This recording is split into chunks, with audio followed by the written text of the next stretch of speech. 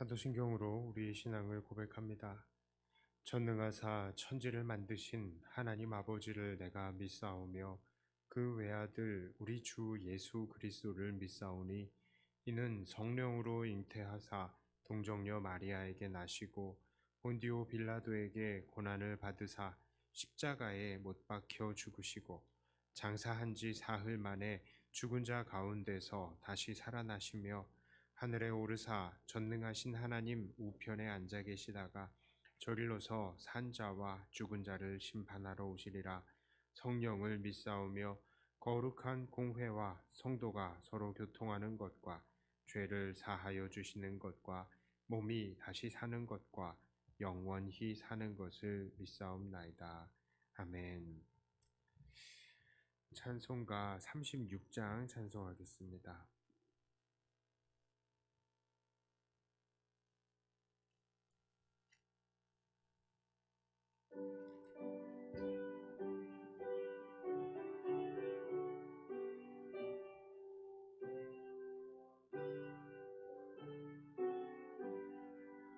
주 예수 이름 높이어 나 찬양하여라. 인멸유관을 이려서 만유의 주 찬양. 인멸유관을 이려서 만유의 주 찬양. 주 예수 당한 고난을 못 잊을 죄인아, 내 귀한 몸에 맞춰서 만유의 주 찬양. 내 귀한 몸에 맞춰서 만유의 주 찬양. 이 지구 위에 거하는 온 세상 사람들, 익히신 위엄 높여서 만유의 주 찬양. 익히신 위엄 높여서 만유의 주 찬양. 주 믿는 성도 다 함께 주 앞에 엎드려 의긍한 노래 불러서 만유의 주 찬양. 무궁한 노래 불러서 만유의 주 찬양. 아멘.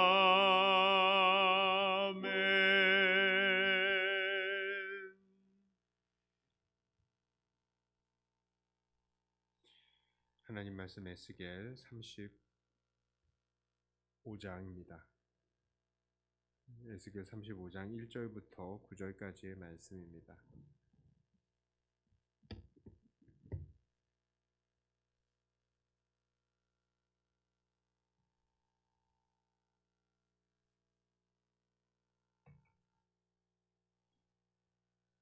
에스겔 35장 1절부터 9절까지의 말씀을 제가 봉독해 올립니다.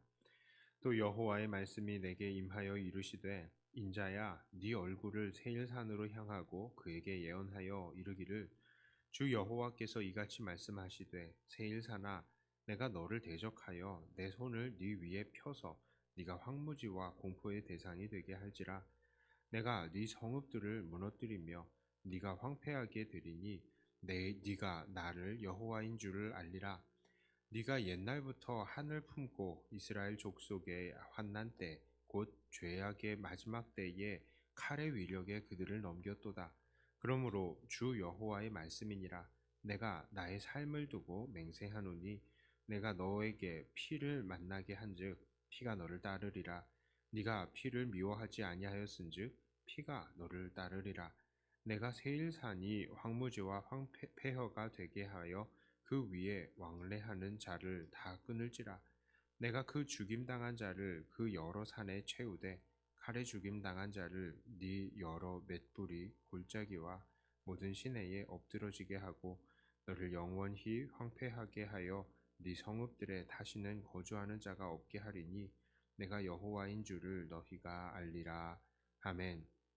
자, 오늘 본문은 에돔을 향하신 하나님의 예언입니다. 사실 우리들은 왜 지금 이 시점에서 에돔을 향한 심판이 나타났는지 잘 알 수는 없습니다. 그러나 아무래도 지금 예루살렘이 멸망한 이 시점에서 이 에돔이 일대에서 가장 강력하게 영향력을 미쳤기 때문에 그들이 이스라엘과 또 남유다의 땅, 즉 가나안 땅을 탐냈기 때문에 유독 이들을 향한 예언이 지금 이 자리에 나오지 않았을까 하고 생각을 해봅니다. 자, 하나님께서는 이들 에돔 족속에 대해서 강력하게 맹세를 하십니다. 그 맹세가 얼마나 확실한지, 자, 하나님께서는 이들에 대한 심판을 위해서 바로 하나님 당신의 이름을 두고 맹세하셨습니다. 자, 본문 35장에서 하나님께서는 두 차례에 걸쳐서 이런 말씀이 나와요. 그 삶을 두고 맹세하신다라고 말이죠. 자, 6절에 이렇게 말씀하십니다. 그러므로 주 여호와의 말씀이니라 내가 나의 삶을 두고 맹세하노니 내가 너에게 피를 만나게 한즉 피가 너를 따르리라. 네가 피를 미워하지 아니하였은즉 피가 너를 따르리라. 자, 11절에서는요. 그러므로 주 여호와의 말씀이니라 내가 나의 삶을 두고 맹세하노니 네가 그들을 미워하여 노하며 질투한 대로 내가 네게 행하여 너를 심판할 때에 그들이 나를 알게 하리라. 자, 하나님께서 왜 이들을 심판하시면서 이 심판을 맹세하시는 것입니까? 자, 6절과 11절에서는 바로 하나님의 분노의 이유가 아주 명확히 나타나 있어요. 첫 번째 이유는 바로 그들이 6절에서와 같이 피를 미워하지 않았기 때문입니다. 하나님께서는 이들이 피를 가까이 하니까 그 피가 항상 그들을 따를 것이다 라고 하십니다. 자, 이렇게 그들이 피를 가까이 한다고 하니, 자, 우리는 그들의 조상 에서에 대해서 생각하지 않을 수가 없습니다. 에서가 어떠했습니까? 에서는 동생 야곱에게 속임을 당한 이후에 어떻게 대처했죠? 아버지가 돌아가실 때가 가까웠으니 이제는 자기가 야곱을 죽일 것이다, 이렇게 말을 합니다.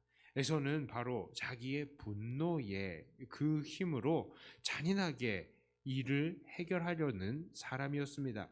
자, 그런데 그 후손인 이 에돔 족속도 그 조상 에서와 별반 다를 바가 없는 것을 봅니다. 그러니 이들은 피를 가까이 했습니다. 그래서 하나님께서는 피가 그들을 뒤따를 것이다 라고 말씀하셨습니다. 자, 두 번째로 11절을 보니까 이들은 형제 이스라엘을 질투하였기 때문에 하나님의 심판을 받게 될 것이다 라고 말씀합니다. 질투가 무엇입니까? 남들이 나보다 잘 되는 것, 이것을 견디지 못하는 것입니다. 이것도 이들의 조상 에서가 보였던 행동이죠. 그의 동생이 자기의 법적인 형으로 또한 아버지의 실질적인 상속자가 된다는 것을 견디지 못했고, 또 아버지의 축복마저도 동생에게 가는 것을 견디지 못했습니다. 사실 생각해보면 그들의 운명은 어머니의 뱃속에서 이미 결정이 되어 있었던 것인데도 에서는 그 사실을 받아들이지 못했던 것이죠. 자, 사실 삶이란 불공평한 것입니다. 물론 하나님께서 하시는 모든 일들은 정확하시고 우리 하나님은 공평하신 하나님이십니다. 그러나 우리의 죄악은 그런 하나님의 공평하심을 인정하고 싶지 않아서 하나님의 행하심을 불공평하게 받아들이고 결국 자기보다 더 나아 보이는 이들을 질투하고 마는 것입니다. 그것이 바로 우리의 죄악된 인생이죠. 에서가 바로 그러한 태도를 보였던 것입니다. 그리고 그의 후손들인 에돔 족속이 바로 그러한 것입니다. 그래서 그들은 황량한 곳에서 어렵게 사는 그들의 삶을 유다와 이스라엘에 비교함으로써 늘 호시탐탐 그들을 이기기 위해서 살아왔던 것입니다. 얼마나 불행한 삶입니까? 자기들의 이게 주어진 것들을 만족하고 감사하고 살아가지 못하고요. 늘 호시탐탐 열등감에 쌓여서 그 사람 이기지 못하고 그 사람을 늘 어떻게 하면은 이 사람을 이겨먹을 것인가, 이거를 위해서 살아간다. 얼마나 불행하고 불쌍한 삶입니까?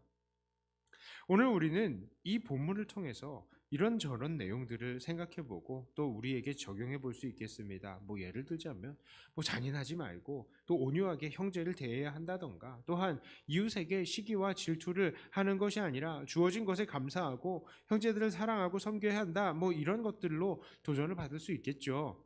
자, 그러나 이 모든 것들 속에서 오늘 제가 특히 나누고 싶은 것은 바로 이것입니다. 그것은 바로 하나님은 심은 대로 거두시는 분, 행한 대로 갚아주시는 분이시라는 것입니다.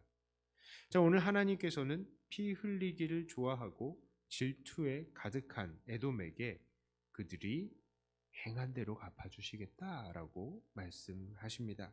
정말 그렇습니다. 우리 하나님은 늘 그렇게 해 오셨습니다. 하나님께서는 선을 행하는 자들에게는 선하심을 보이시고 온전함을 추구하는 자들에게는 온전함을 보이셨습니다. 눈물을 흘리며 씨를 뿌리는 자들에게는 기쁨으로 단을 거두게 하셨습니다. 자, 그리고 죄악을 추구하는 이들에게는 그 죄악의 열매를 거두게 하시는 것입니다. 자, 그렇다면 오늘 우리들은 어떤 것들을 심어야 하겠습니까? 하나님께서 명하시는 하나님 사랑, 이웃 사랑의 씨앗을 심어야 하며 복음의 씨앗을 심어야 하고, 또한 이 모든 것들을 하나님에게 맡겨드리는 기도의 씨앗을 심어야 할 것입니다. 늘 하나님께 가까이 하려고 말씀 속에서 살며 찬양과 경배를 쉬지 않아야 하고, 또 이웃을 사랑하기 위해서 그들에게 시간과 물질과 수고를 아끼지 말아야 하며, 늘 복음을 증거하여서 우리의 모든 소원을 하나님께 아뢰는 자들이 되어야 할 것입니다. 자, 우리가 이런 것들에 눈물을 흘리면서 씨앗을 심을 때에 하나님께서는 우리가 행한 대로 갚아 주시는 것입니다. 우리가 심은 것들을 반드시 기쁨으로 거두게 하실 것입니다. 우리의 삶을 한번 돌아보겠습니다. 우리는 지금 어떤 것들을 거두고 있습니까? 혹시 우리의 이웃들이 내게 매정하게 대합니까? 그렇다면 혹시 우리가 이웃에게 사랑을 심지 않은 것은 아닐까요? 금전적으로 어려움을 당하고 있습니까? 혹시 우리가 근면과 지혜의 씨앗을 심지 못했던 것은 아닙니까? 우리는 이제라도 최선을 다해서 주님께서 기뻐하실 열매들을 심어 나가야 할 것입니다. 우리가 그렇게 살아갈 때에 하나님께서는 우리들에게 그대로 갚아 주실 것입니다. 자, 그런데 어떤 사람들은 이런 사람들도 있을 거예요. 열심을 다해서 사랑을 심었고 열심을 다해서 선행을 심었는데 이 세상에서 아무런 대가가 나타나지 않고 이 세상에서 그 열매를 먹지 못하는 것 같은 경우들이 있습니다. 있죠. 자, 그리고 어떤 사람들은 쉬지 않고 악을 심고 있는데도 이상하게도 그 악의 열매를 당하지 않고 있는 것 우리가 볼 때도 있습니다. 그것은 충분히 그럴 수 있습니다. 그러나 우리는 이것을 이상히 여기지 말아야 합니다. 왜냐하면 우리 하나님께서는 분명히 심은 대로 거두게 하시는 분이시기 때문입니다. 만일 우리가 이 땅에서 거두지 못한다면 그것은 하늘에서 거두게 될 것입니다. 악인들이 그 악을 이 땅에서 당하지 않는다 하더라도 그들이 그 벌을 결국 하늘에서 당하게 될 것입니다. 왜 그렇습니까? 이 세상 권세는 지금 악에게 맡겨져 있는 상태이기 때문입니다.